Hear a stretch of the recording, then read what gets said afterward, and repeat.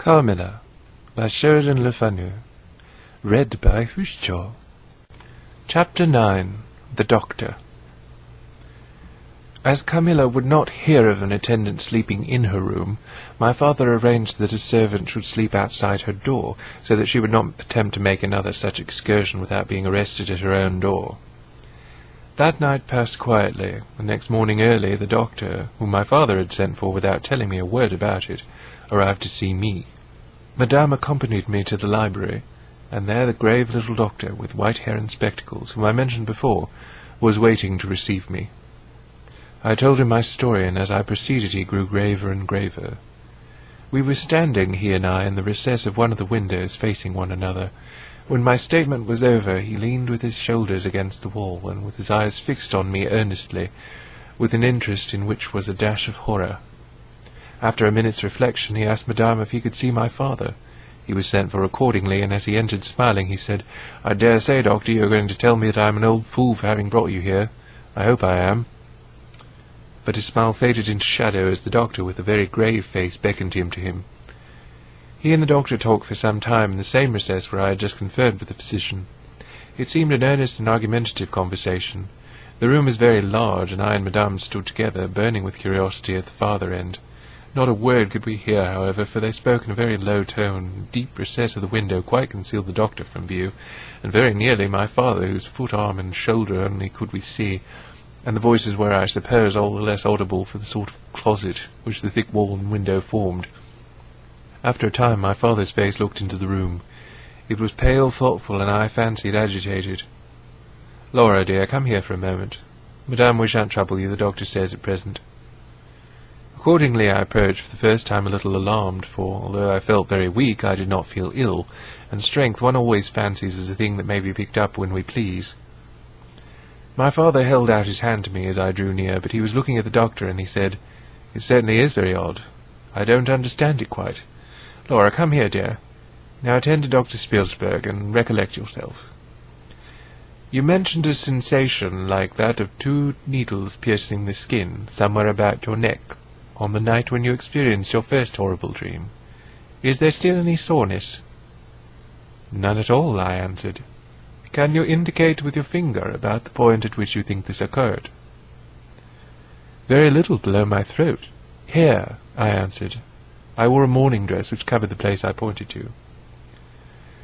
"Now you can satisfy yourself," said the doctor. "You won't mind your papa's lowering your dress a very little. It is necessary to detect a symptom of the complaint under which you have been suffering." I acquiesced. It was only an inch or 2 below the edge of my collar. "God bless me, so it is!" exclaimed my father, growing pale. "You see it now with your own eyes," said the doctor with a gloomy triumph. "What is it?" I exclaimed, beginning to be frightened. "Nothing, my dear young lady, but a small blue spot about the size of the tip of your little finger. And now," he continued, turning to Papa, "the question is what is best to be done." "Is there any danger?" I urged, in great trepidation. "I trust not, my dear," answered the doctor. "I don't see why you should not recover. I don't see why you should not begin immediately to get better. That is the point at which the sense of strangulation begins."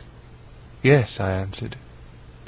"And recollect as well as you can, the same point was a kind of centre of that thrill which you described just now, like the current of a cold stream running against you." "It may have been. I think it was. Ah, you see," he added, turning to my father. "Shall I say a word to Madame?" "Certainly," said my father. He called Madame to him and said, "I find my young friend here far from well. It won't be of any great consequence, I hope, but it will be necessary that some steps be taken, which I will explain by and by. But in the meantime, Madame, you will be so good as not to let Miss Laura be alone for one moment. That is the only direction I need give for the present. It is indispensable." "We may rely upon your kindness, Madame, I know," added my father. Madame satisfied him eagerly.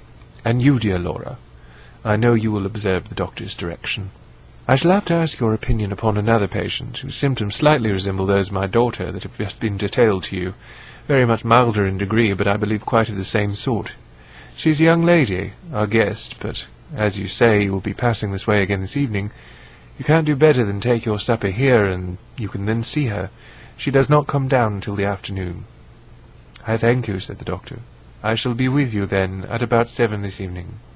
And then they repeated their directions to me and to Madame, and with his parting charge my father left us, and walked out with the doctor, and I saw them pacing together up and down, between the road and the moat, on the grassy platform in front of the castle, evidently absorbed in earnest conversation.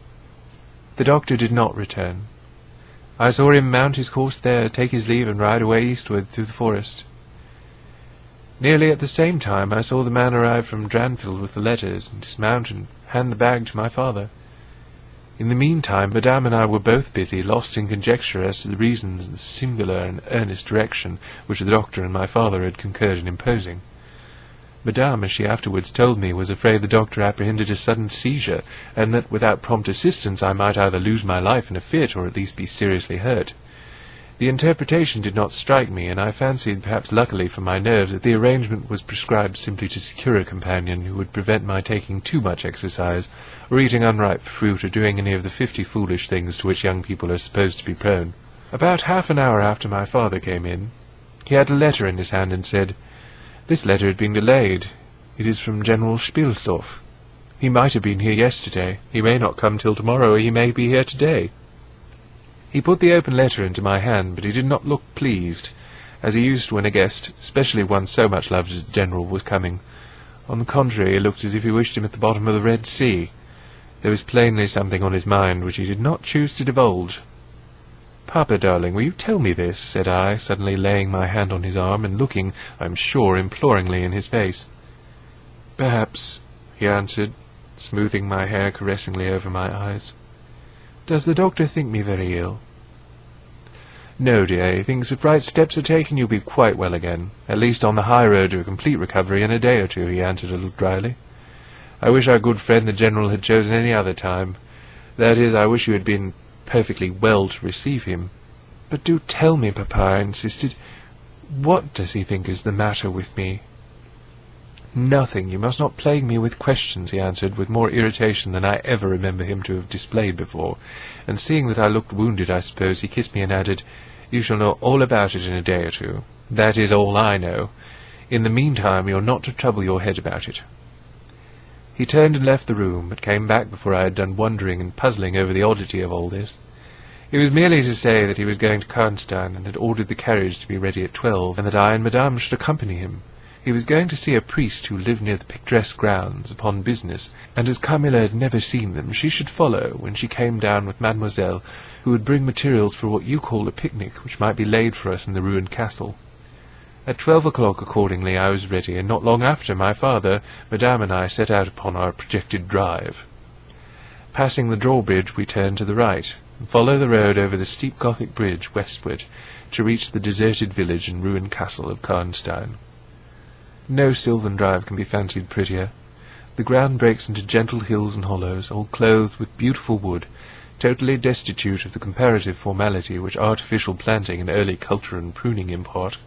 The irregularities of the ground often lead the road out of its course, and cause it to wind beautifully round the sides of broken hollows and the steeper sides of the hills, among varieties of ground almost inexhaustible.